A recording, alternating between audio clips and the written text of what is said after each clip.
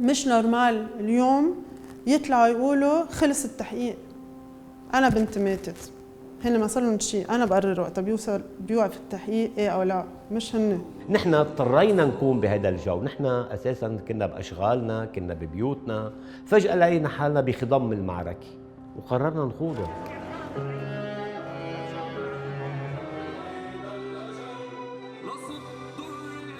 نحن بلش التعارف على بعضنا على مرفق بيروت، يعني كل واحد عم يدور على ضحيته، على جريحه، على شهيده. بعد الدفن بلشنا نحاول نشوف شو بدنا نعمل. اتهمنا دغري هاي المنظومة السياسية، كنا عارفين إنه ما رح يعملوا شيء، العدالة ما رح تجي منهم، الحق ما رح يجي منهم، وعن جد الناس تعرف ما حدا حكى معنا منهم، ما حدا ولا كلمة تعازي ولا شيء. كانت خطة العمل هي من جزئين، الجزء الأول نحن شو نعمل بالعيال اللي معنا، يعني العيال اللي فقدت العضد والسند، طيب هذه شو بدنا نعمل فيها؟ الجزء الثاني كان هو القضاء اللبناني. عندك 3 جمعيات، جمعية العالم اللي بدها التحقيق اللبناني والقضاء اللبناني، في جمعية فوج الإطفاء يلي هولي جمعية لحالهم لأنه هولي شهداء، أنا بنتي ضحية.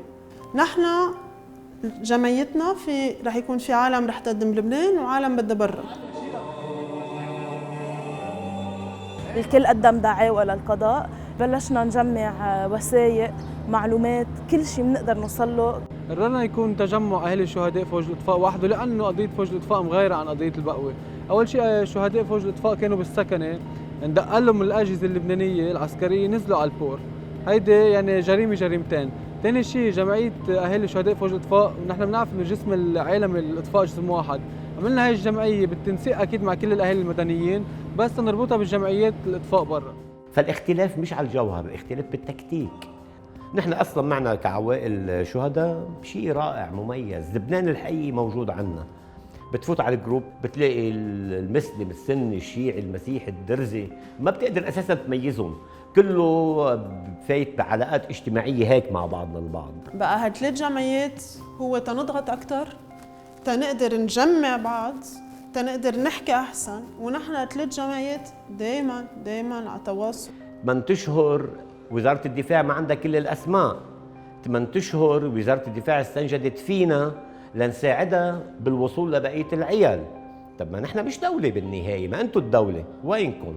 ونحن مآمنين انه القضاء بلبنان هو بالمجمل قضاء ناخذ الفساد، ورهنا على القضاة النزيهين لانه هول حيبجوا، فخليهم يبجوا بهيك قضيه. يعني بشغلنا مع LAW ومع هيومن رايتس ووتش ومع الفكره القانونيه وغير NGOيات كمان عم بتساعدنا، وناس محاميين لحالهم عم بيساعدونا كمان نوصل لليستة اوبسيونات فينا نطلب العداله فيها وننفذ دوليا. هيدي اول شغله طلبنا فيها، اسمها فاكت فايندينج ميشن بالانجليزي او لجنه تأصيل المعلومات.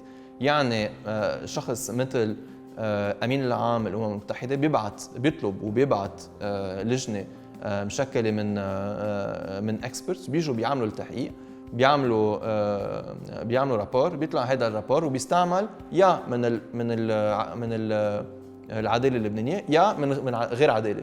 هيدا قرار بيصير فيه ينعمل بعدين، بس اتليست بيصير في عندك رابور شرعي معمول من اكسبرتس فيك تستعمله يا بالقضاء اللبناني يا برا.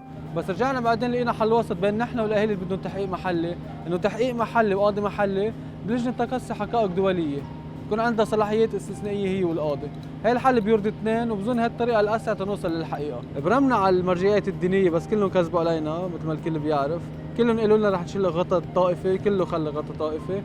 الاستراتيجيه تبعنا هي بقلب العدليه مع القضاة، مع نائبة المحامين، مع الاعلام. اكيد في كثير اعلام عم يشتغلوا اكثر من القضاء اللبناني، نحن هول ناس كثير معهم. كنا عارفين من البدايه انه معركه القضاء طويله الامد.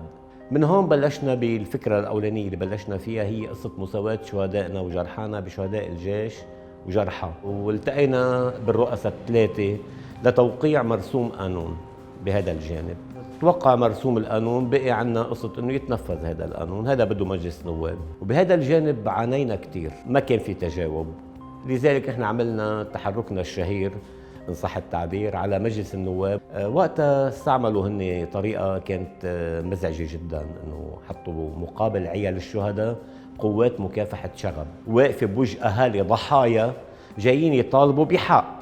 فنحن ردينا بأكثر من مناسبة وقلنا نحن انتزعنا القانون انتزاعاً ولم يكن منة من أحد، نحن بالقوة أخذنا هذا المرسوم.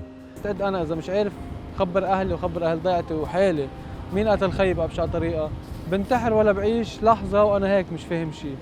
فحطت كل تركيزي على هالموضوع. فأنا بوقع الصبح عندنا كنيسة للجو حد البيت، بطلب إيدي على وجهي بولع له فيها بخور، بقول له يا جو كن حدي تنروح نتوفق بالنهارده ونعرف شيء جديد تنوصل للحقيقة. هذا كل يوم الصبح، وكل يوم من العشية مطرح ما بنام في صورة له هيك ضاحك، وجو كل صوره ضاحك. بقعد بتأمل فيها هيك بنبسط، بقول أنا مطرح ما هو أكيد مبسوط. أنا بالنسبة لي وقفت حياتي الشخصية والنفسية وكل شيء، بس دفنا الشباب، أنا دفنت كل مشاعري معهم، ما بقى عندي مشاعر إلا الغضب والحق والعدالة، إني أجيبهم، وهيدي هي بس الشغلة اللي عندي إياها من مشاعر. كتير أيام، معظم الأيام بنكون تعبانين، وفي أيام نوعة بنقول بليز خلص ما بقى فينا، بدي بس صراحة دب شنطة وفل، ما بقى بدي. بس في دايما واحد منا بيرجع بيطلع التاني. بفتكر قوتنا الأولى جاية من بعدنا ومن الكسندرا.